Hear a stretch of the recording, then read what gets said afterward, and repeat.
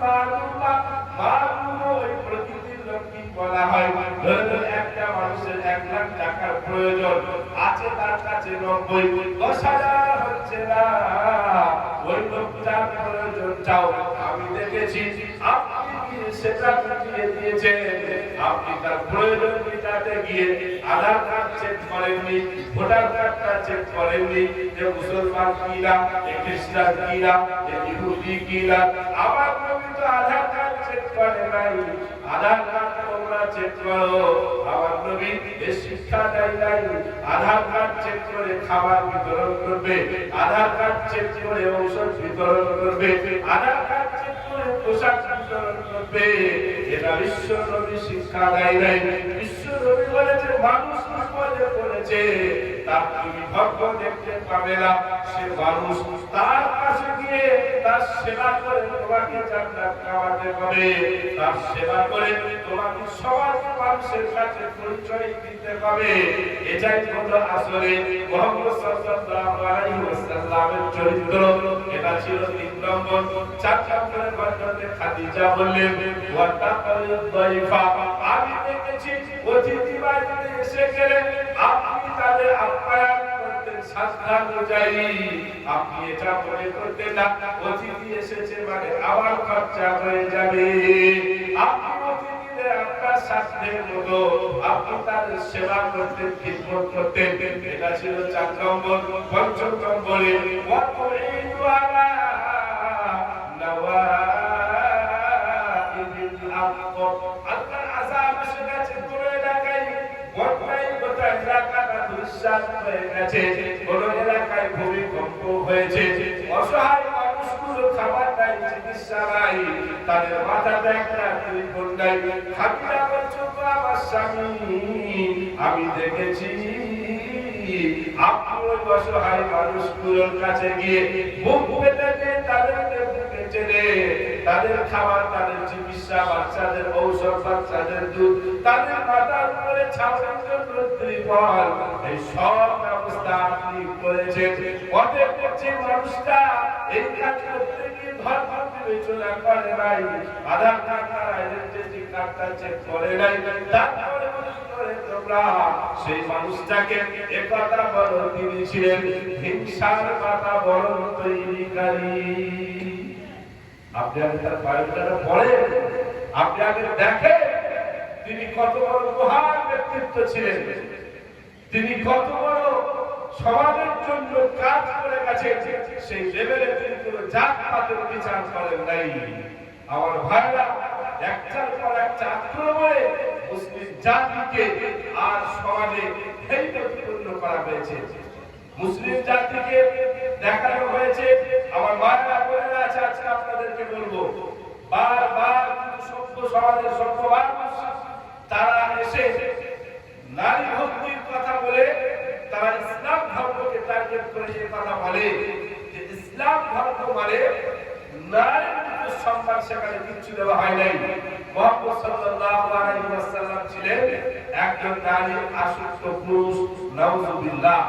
অন্যায়টা কি ছিল তার অন্যায় তিনি এতগুলো বিবাহ কেন করেছিলেন, এটা হলো তার অন্যায়। তাদেরকে বলবো আপনি আগে কোরআন পড়েন, বাংলাটা জানেন, তারপরে আপনি মন্তব্য করবেন। আপনি এই ক্ষেত্র রয়েছে জামানায় বসে ১,৫০০ বছর আগেকার জিনিসটাকে অনুধাবন করতে পারবেন না। কেন নবীজি বিবাহ করেছিলেন? আম্মা জান আয়েশা ছাড়া একটা অবিবাহিতা কুমারী নারীকে নবীজি বিবাহ করেছেন, এই দৃষ্টান্ত পৃথিবীতে কেউ দিতে পারবে না। যে মেয়েটাকে নবীজি বিবাহ করেছেন হয় বিধবা, তা না হলে তালাকপ্রাপ্ত, স্বামী মারা গেছেন। কেন, কি প্রয়োজন করলো বিধবা নারীকে বিবাহ করা? যে সময়ে তিনি বিধবা নারীকে বিবাহ করছেন সেই সময়ে সমাজে তিনি একটা আধিপত্য বিস্তার করে ফেলেছেন। গোটা আরবে একটাই নাম মুহাম্মদ, ব্যবসার মার্কেটটাকে তিনি এমনভাবে কবজা করেছেন, বড় বড় কোম্পানি আপনার পায়ের তলায় এসে লুটিয়ে পড়ে যে আপনি আমার কোম্পানির সঙ্গে জয়েন্ট হয়ে যান, আপনি আমার ব্যবসার দেখাশোনা করেন, আপনাকে ধ্বংসের একটা অংশ দেব। প্রিয় নবীজি কার ডাকে সাড়া দিচ্ছেন না, অথচ গলিতে গলিতে শুধু একটাই নাম, মুহাম্মদ আর মুহাম্মদ। এই যখন একটা পরিস্থিতি সবাই পাঠাচ্ছে অফার, কোন কারোর কাছে কর্ণপাত না করে হযরতে খাদিজা অফার পাঠালেন।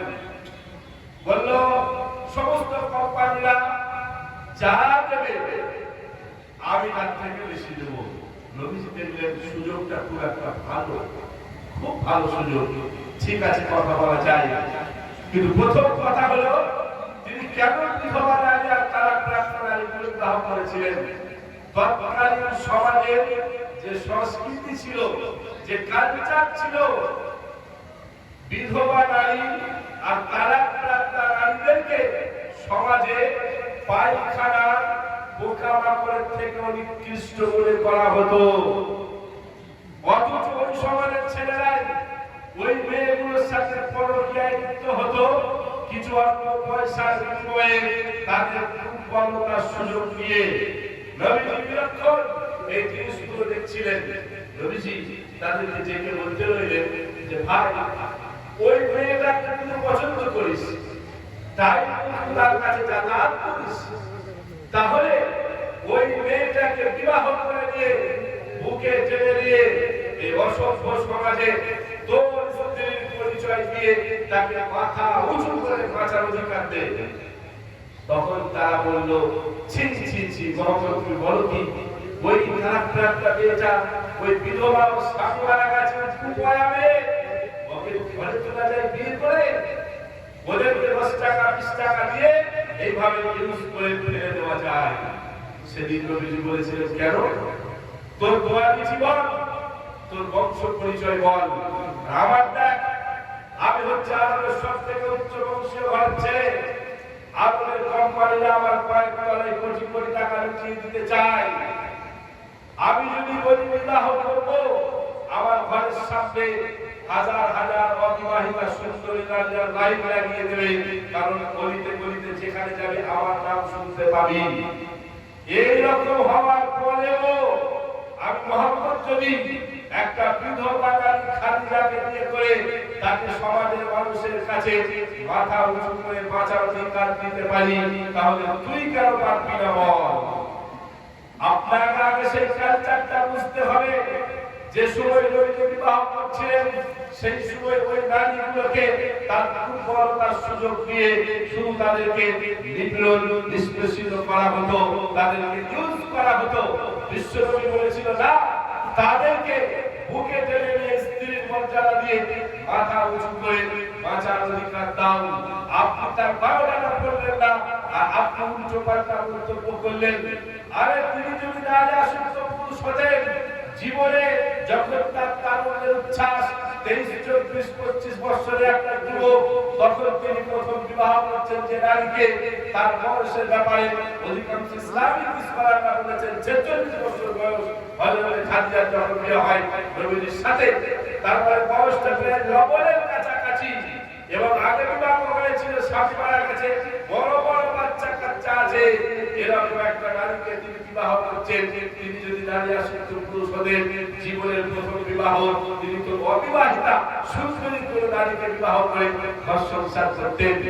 আর মজার কথা হলো, হযরতে খাদিজাকে বিয়ে করার পরে 24 বছর 6 মাস হযরতে খাদিজা বেঁচে ছিলেন। নবীজি দ্বিতীয় বিবাহ করেন নাই। এরপরেও তোমরা বলবে প্রিয় নবীজি ছিল নারী আসক্ত পুরুষ, সেটা আপনাদের মেনে নিতে হবে। এটা হয় না। যারা আজকে সমাজে নারী ভক্তির কথা বলে, আমার মায়েদেরকে আমি হাত করে বলবো, কোরআন পড়ো, তাদের চরিত্র তুমি জানতে পারবে। এরাই তো তারা যাদের বাড়িতে একটা কন্যা সন্তানের জন্ম হলে তাদের মুখটা বেঁকে যেত, বাংলার নয় হয়ে যেত, গোটা ঘরে কান্নার রোদ পড়ে যেত, মনে হতো যেন এই ঘরেতে কেউ মারা গেছে। অন্যায়টা কি? অন্যায় ছিল শুধু সেই বাড়িতে একটা মেয়ে ছেলে জন্মগ্রহণ করেছে। আবু হামজা বলে এক ব্যক্তি, মক্কায় বাড়ি, তার স্ত্রীরা ছিল সন্তান অবস্থায়। ধরে নেন ছেলেটা আপনাদের এই ঋষিচন্দ্রপুর গ্রামের, আর সে আপনার খাগড়াঘাট কিংবা বহরমপুরে কাজ করে। প্রসব বেদনাও যে বাচ্চা প্রসব হয়ে গেল, তাকে খবর দেওয়া হলো তোমার মেয়ে হয়েছে, তোমার স্ত্রীর প্রসব বেদনাও যে বাচ্চা হয়ে গেছে। মানবিক দিক থেকে যদি বলেন তাহলে তার দায়িত্ব হলো সব কাজ ছেড়ে দিয়ে ছুটে এসে তার স্ত্রীর পাশে দাঁড়ানো, কারণ একটা মেয়ে বাচ্চা প্রসব করার সময় মৃত্যুর সঙ্গে লড়াই করে। অথচ সেই ছেলেটা খবর পাওয়ার পর ঘর আসছে না, একদিন, দুদিন, 4 দিন, 5 দিন, অথচ গ্রামে আসছে, বন্ধুর বাড়িতে থাকে, আত্মীয় বাড়িতে থাকে, সকালবেলায় আবার বহরমপুরে কাজ করতে চলে যায়। পাড়ার মেয়েরা ছেলে দেখতে এসে বলছে এর বাপ এসেছিল, তো সেই অভাগিনী রানীটা বলছে না, আপনি আসে নাই তো। কেন? ও তো ওদের ঘরে এসে থাকে, আবার সকালবেলায় চলে যায়। বলেন একটা নারী তার মনের অবস্থাটা কি হবে? একবার যে ছেলেটাকে এসে দেখবো না দুচোখে, আমি তার বাদ থাকবি, একবার এসে আমার পাশে দাঁড়িয়ে সে এইটুকু জিজ্ঞাসা করলো না তোমার শরীরটা এখন কেমন আছে, এটা কি তার দায়িত্ব নাই? এই চিন্তা আকাশ পাতাল করতে করতে সেই মা একদিন তার বাচ্চাটাকে দুধ পান করাচ্ছে, আর মনের দুঃখে আমার মায়েরাকে বলবো সেই আরবের মা সে মনের দুঃখে একটি কবিতা আবৃত্তি করেছিলেন। অ্যাকচুয়ালি সেটা কবিতা ছিল না, সেটা ছিল সমাজের, নারী সমাজের উপরে যাদের এই অ্যালার্জি ছিল, বাচ্চা সন্তান উপরে যাদের অ্যালার্জি ছিল, সেই মেয়েটা সে প্রতিবাদ জানিয়েছিলেন। তার প্রতিবাদটা কি ছিল? মালিয়াতি হামজাতা লা ইয়াতিনা ইয়াবিতু ফি বাইতিল্লাতি তাকিনা বাদালা ইল্লা নাবিতুল বালাইনা তাল্লাহি মা তাকা বিআইনা ওয়া নাহনু কাজ্জালরি লাসারাইনা তুলবিতু মা ক্বাদ জারাউহু ফিনা। আবু হামজার স্ত্রী ঝরঝর করে কাঁদছে, বলছে হাই আবু হামজা কি হলো, মানে আমার স্বামী কি হলো, সে কেন বাড়ি আসে না, বাড়ি আসে না। অথচ পাড়ার মেয়েরা আমাকে খবর দেয়, পাশের বাড়িতে আসা যাওয়া করে, রাত্রি যাপন করে, আবার সকাল বেলায় নিজের কাজে চলে যায়।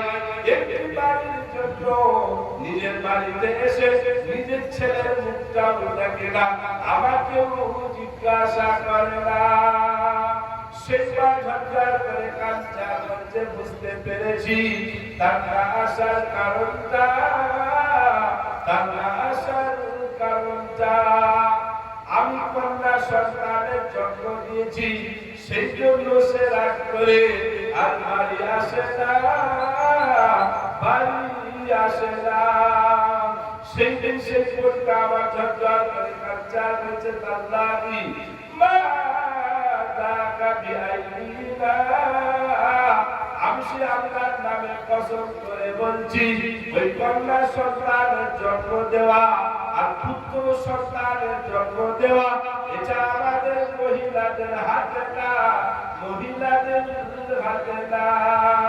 একটা বাচ্চা প্রসব করার পিছনে আমরা নারী সমাজ আমাদের দায়িত্ব কতটা, ভূমিকা কতটা। ওয়া নাহনু কাজ্জালরি লাসারাইনা তুলবিতু মা ক্বাদ জারাউহু ফিনা।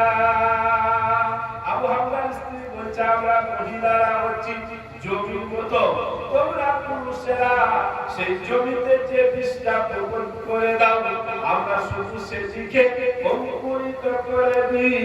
তাই সেই দোষটা শুধু আমাদের ঘাড়ে চাপালে চলবে না, আমাদের ঘাড়ে চাপালে চলবে না।